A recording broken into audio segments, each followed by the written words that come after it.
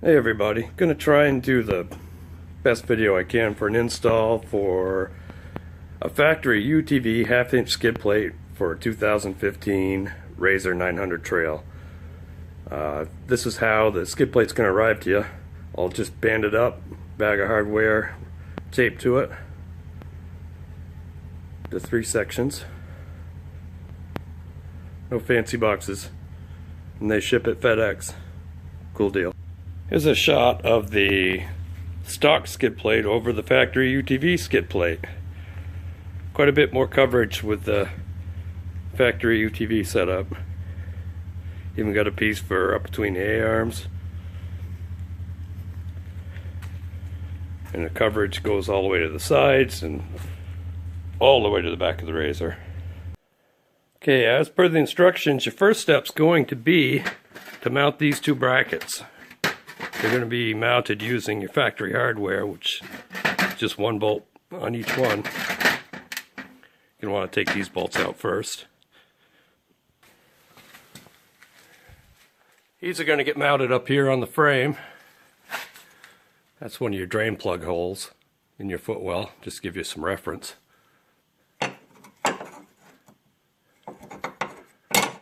Yeah, like that.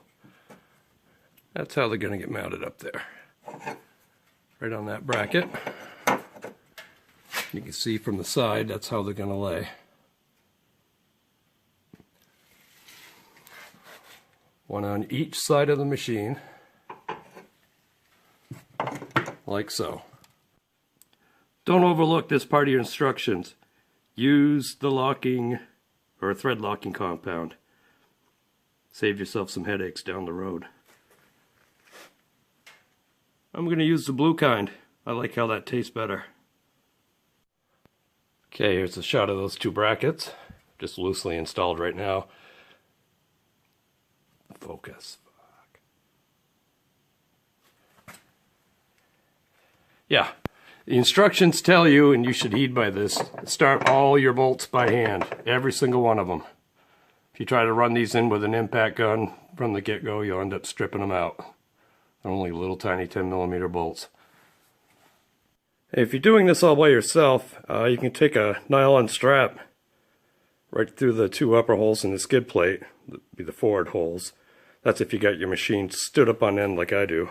You don't have an extra helper.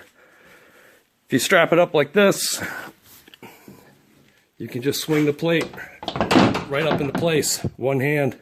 Leave your other one free to put bolts in. Right on.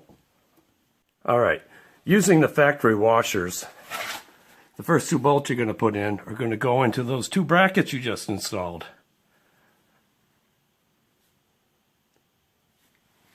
Just finger tight. Leave them loose so you can move everything around.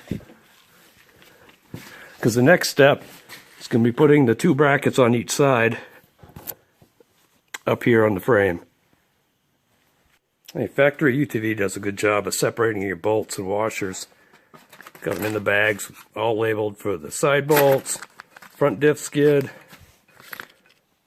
rear skid, and the bag that your brackets came in, that you can install next, these 4D brackets, have the washers and the bolts in loose with it. Cool. Makes it easy.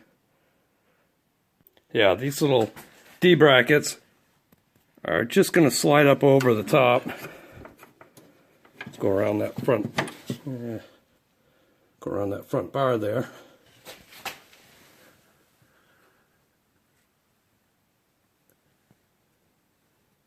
Line up in that area.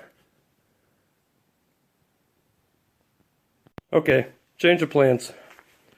Working with it stuck up in the air all alone sucks. You need to be able to push up on the skid plate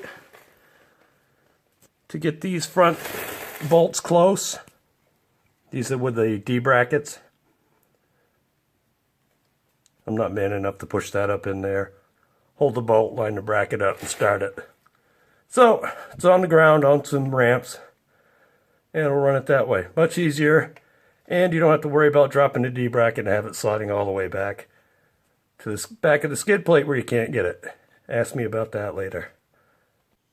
Alright, once you get all the factory bolts back in place, just kind of hand tighten. You got to leave them pretty loose so you can get all these washers to line up and sink down into the holes.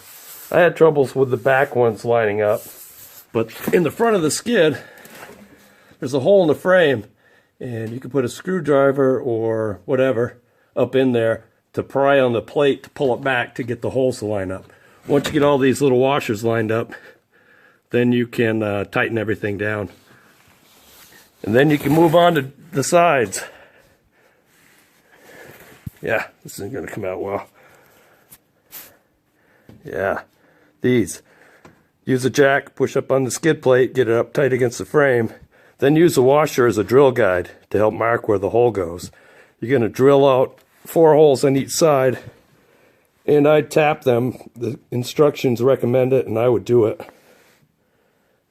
Use a 1/4-20 tap, and then sink all those home. Alright, once you get the main skid all bolted up, it should look a little something like that.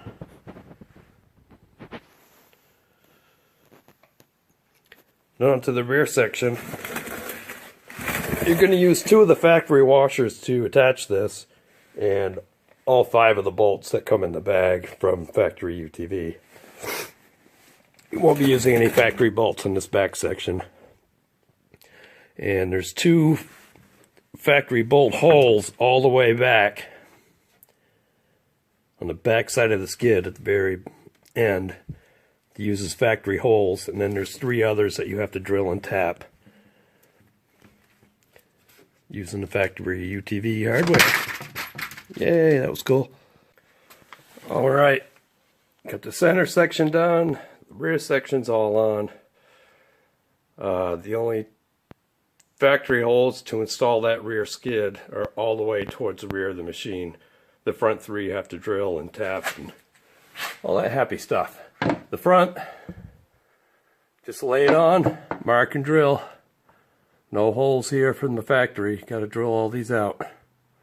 Then we're done.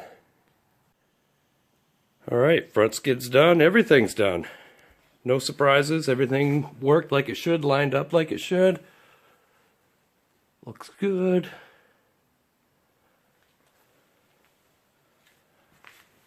Big improvement over the factory setup.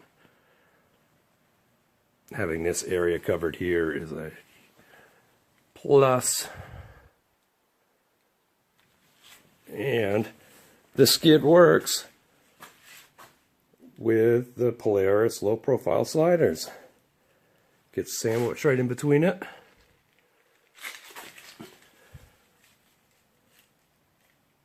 All's good. Thanks for checking it out.